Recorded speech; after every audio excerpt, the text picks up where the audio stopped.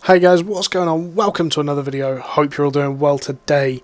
As you can see, we're looking at the starter packs, and it's a very controversial topic. And just before we get into anything, the reason I'm making this video isn't to side completely with the devs, with the decision makers of the business, isn't to completely side with the people that are completely upset. It's to try and make a rational argument for both sides.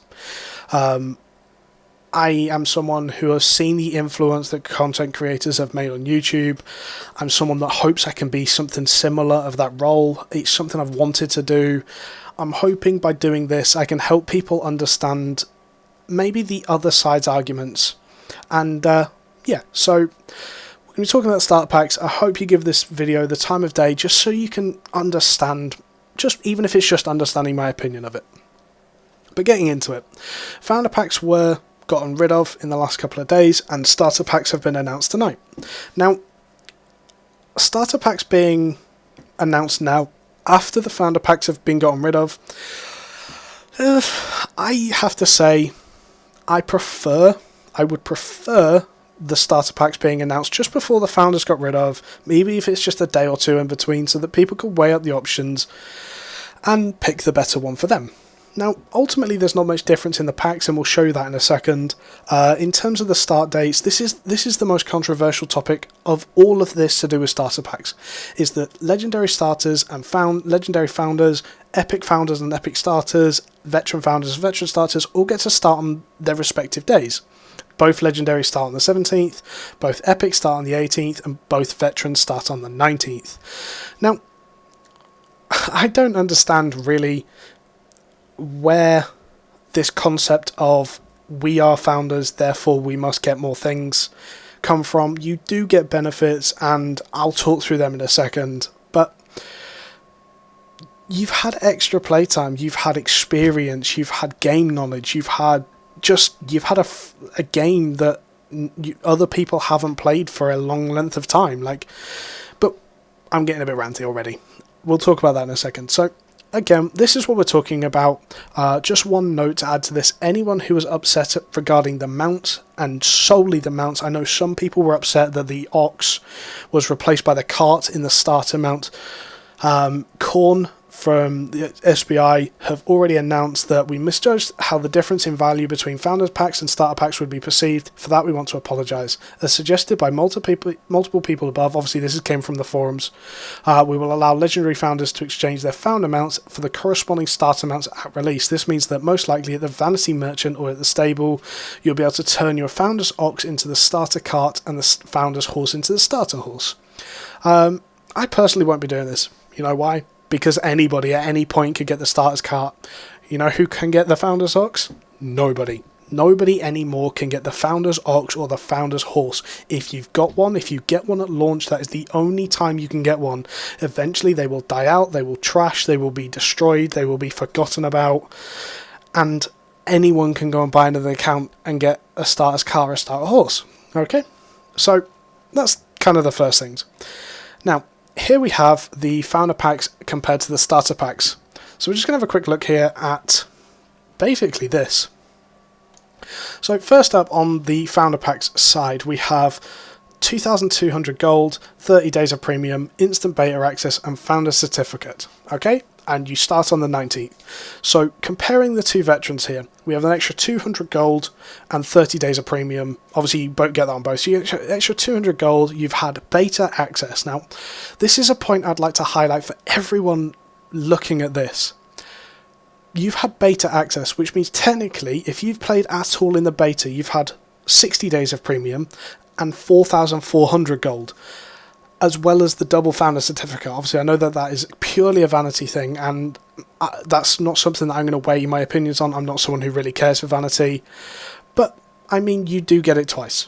Compared to the starter packs, who get directly 2,000 gold and 30 days premium status. So actually, the founder packs, if you played at all during beta, you get twice the worth.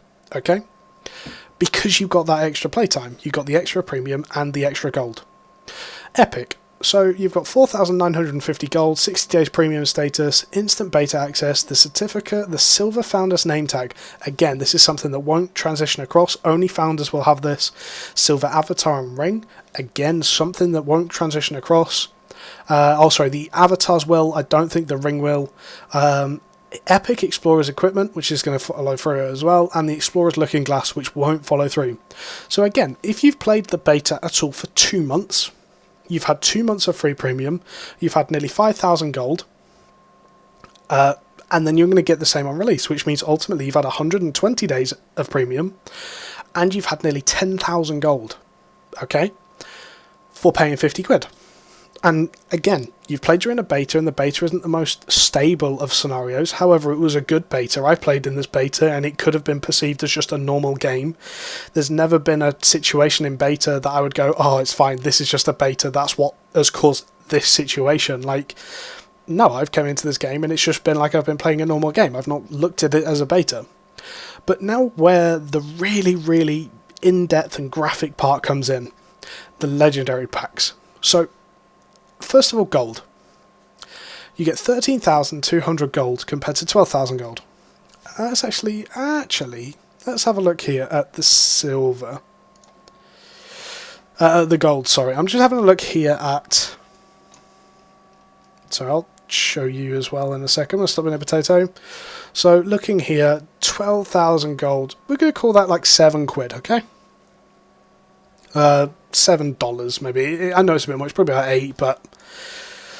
So ultimately, you've had an extra $7 worth, $8 worth of content of gold already given to you on the legendary. Which doesn't sound like much, but actually that's a lot. You've also had 90 days. If you've played for 3 months in this beta, you've had 90 days times 2, because on release you're going to get 90 days again. And this is where people aren't looking at this objectively. They're looking at it going, oh, well, I don't get my rewards, I want cookies. And that's what it is. But if you look at the founder packs at this, if you've played this game for 2 betas with the legendary pack, and you've had 90 days first time, 90 days the second time, and then 90 days on release, you've had 270 days of premium for $100. That's crazy. Obviously you've had the other rewards as well, but that's crazy. Whereas the starter packs, you get 90 days and that is it. You get the gold, but you get 90 days.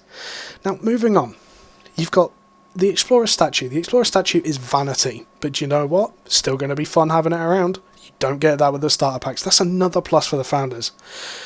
The horse and the ox. Now, the horse and the ox, this is something that people have complained about, is the fact that, oh, well, but I want a cart over an ox. The ox is something that can no longer be obtained outside of founder packs. Because you know why? It's a founder pack only item. The cart is something that any single person that buys that pack from now on is going to have that cart. So both are going to be as rare as each other at the start, and then later on there'll be less oxes and more carts. That's just how the situation goes, unfortunately.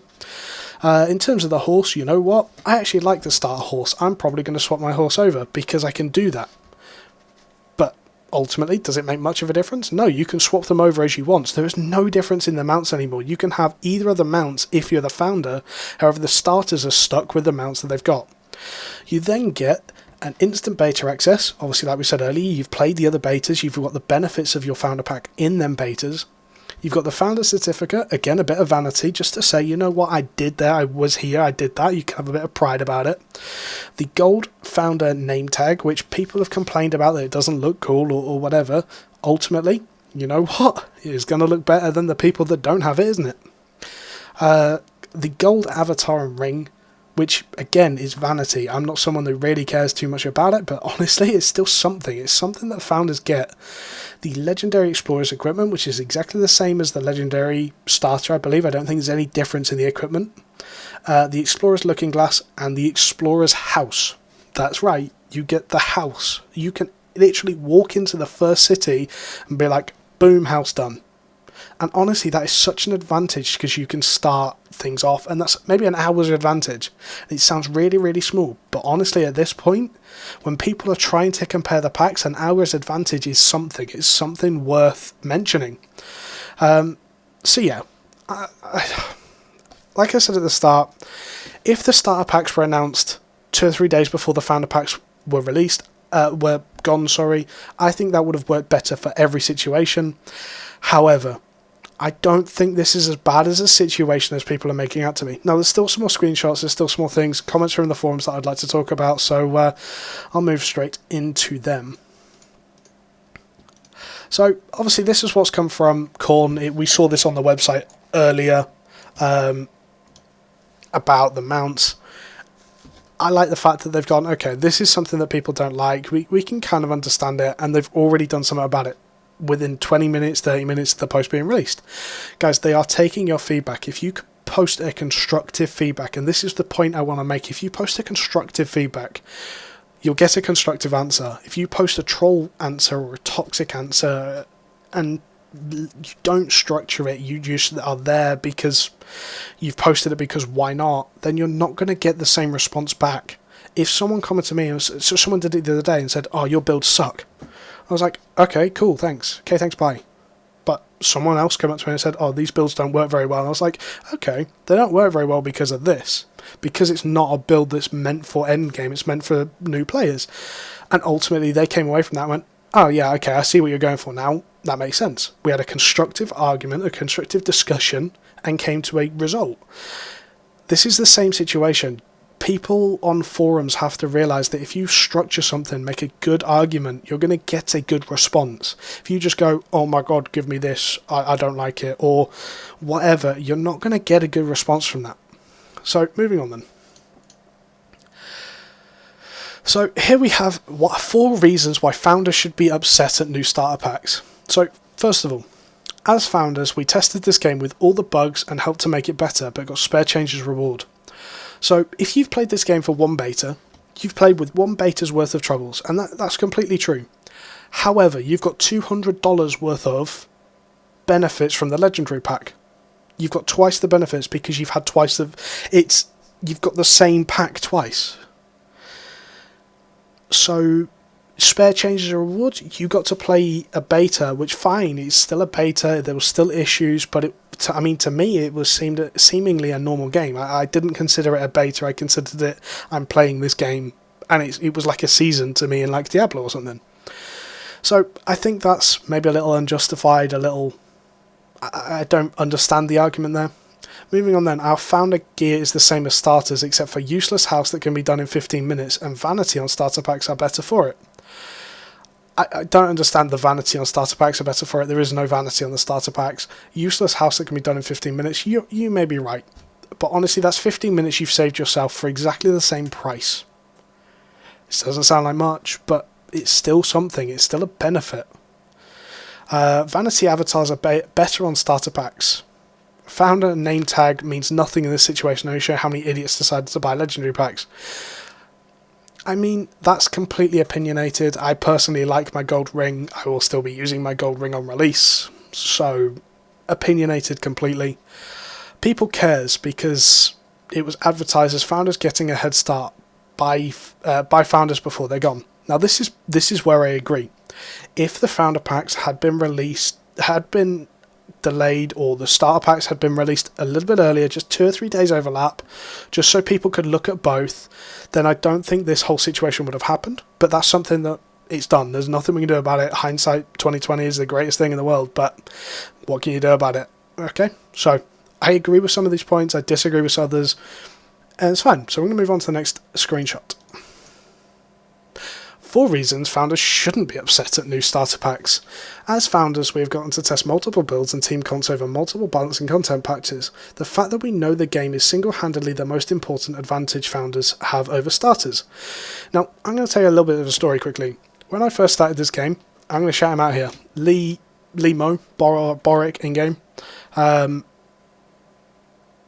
came to me. He'd been playing the game 2 weeks more than me. He walked up to me, gave me a full set of tier 2, full set of tier 3, and some tier 4 pieces, and was like, look, just take this, do what you need to do, level up, do whatever. I went outside, got killed by a wolf because, you know, I'm a scrub, we get it, and didn't understand how the death system worked, how the incapacitation system works where you get knocked down. I was a WoW player for many, many years. If I went down, I pressed release and I ran back to my body. Obviously, that wasn't quite the situation. I went down and died. Now, if someone did this on release, if a new player had started on release with all their legendary fancy gear and their new cart, went out, died to a mob, and press die, they've just lost all of that. They've lost every single one of them benefits from a mistake that almost every player has made at some point or another. I spoke to another player today talking about this conversation, and they said exactly the same thing happened to them. They pressed die because they just didn't know what they were doing. Whereas every single player that's played beta knows this. I guarantee it. None of them are going to make the same mistakes. This is just little advantages. The fact that I already know going into release what my build is, I can steer my whole release plan towards that. I can build a group, I can build a guild, I can do all this. That's all something that we have as advantages as a founder. Our founder's gear is tradable. My founder's equipment is going directly to my bank, where it will sit for at least 3 years until it all becomes the party hat sets and Christmas crackers of Albion Online. That's a RuneScape reference to like old unique items that you could no longer obtain. But it's true. Ultimately, I'm going to sell most of my founder stuff eventually when it goes for a lot of money, and I can be like, quick buck, please. When I get wiped 15 times, I'm going to sell it and be like, right, okay, because you can guarantee some of the starters will be like, yeah, I'll take some of that action. And again, you still get something that is probably going to be more expensive in the grand scheme of things. Ultimately, if you want a black horse, a cart, an ox, and the legendary and the founder's horse, sorry, you can buy the cart and the horse. You don't have to sort of get it through the pack. You can just buy it, and it will be cheaper because it's more available. The gold avatar, border, and founder name tag. Again, I'm not someone who really cares too much for vanity, but again, I like my gold ring. I'm going to keep that damn ring because you know what? I paid for it. It's still something. And who cares if starters get to start on day one? We actually know what we're doing. We instantly get ahead a few months from now. We'll all be in tier 8 while starters are stuck at tier 4 and 0 learning points because they blew it on half of the Destiny board while still trying to figure out what to play. This is the biggest thing, and this is something that I'm glad he highlights it twice, is that ultimately we know what we're doing. We know where we're going to go, how to do it. I know exactly my quickest route from where I spawn to Black Zone. I know which weapons I need to do, which armor I need to build, what skills I'm going to use, which LP to spend in what. Like, this is all stuff that a new player just walking into the game, he can have all of the gear he wants. You're not going to have that same advantage. So ultimately, while it's not a direct head start, you still get a head start. That's important to remember. The only downside of seeing giving early access to starters is potentially bad server stability on day 1 to 3, which if it was limited to founders only would probably be manageable. So this comment, I can understand where he's coming from. If you had day 1 only legendary packs, day 2 the epic and the epic packs, sorry, legendary founder and epic founder, then veteran founder, and then the rest release on the veteran founder or the day after, you're still going to have every single starter that didn't buy a founders pack start on the same day. It's still going to be laggy. Servers are going to be laggy on release. There's just nothing you can do about it. Every single game has the issues. It's just what it is. So yeah, you are right, Ferretto. Thank you to anyone I've stolen screenshots from tonight or anything like that. And obviously the only other comment he makes is, I do kind of want that cart though, of which he can now get that cart. That's something they've realised was a mistake, and they've gone back on themselves for it. And fair play to them for doing it. And this is the one that I kind of wanted to leave to last because I wanted to talk about in depth. So I'm going to kind of ignore the first comment, the quote. The second part of the quote, the second part of this message is actually from Burslak himself, the CEO of Sandbox Interactive. Thank you for believing in us and that we will solve these issues. We will of course test that in the future alphas. Release is still a long time away. Just to avoid any misunderstanding, if you buy a Founders Pack, the head start will be guaranteed. Kind regards, Stefan, obviously Bursalak. Now, this is the one comment that really stirred people and really broke people, because ultimately in this he guarantees a head start on the Founder Packs. Now, while they do still kind of get a knowledgeable head start, they don't get a direct head start. And that's fine. However, this was posted over 3 years ago. A lot has changed in 3 years. Ultimately, I could probably find quotes of any celebrity saying something at one point or another that would get them in trouble for a situation they were in now. And there's no real way to defend this, and I'm not going to try and defend this. What he said in this was wrong. He said this as a CEO. He has to kind of stick to his word, and I can see why people are getting upset about it. However, take in context that it was 3 years ago. Things have changed since then. The game isn't going in the same direction as it is then. It's changed payment models in the last couple of years. It's changed just so much stuff in the last couple of years. It's aimed at a different audience now than it originally was. So many things have changed that you kind of have to take everything in context. And the context here was in 2014. That was probably the right thing to say. In 2017, three plus years later, it maybe wasn't the right thing to say. So guys, I'm going to leave this here. I don't want to get this really controversial.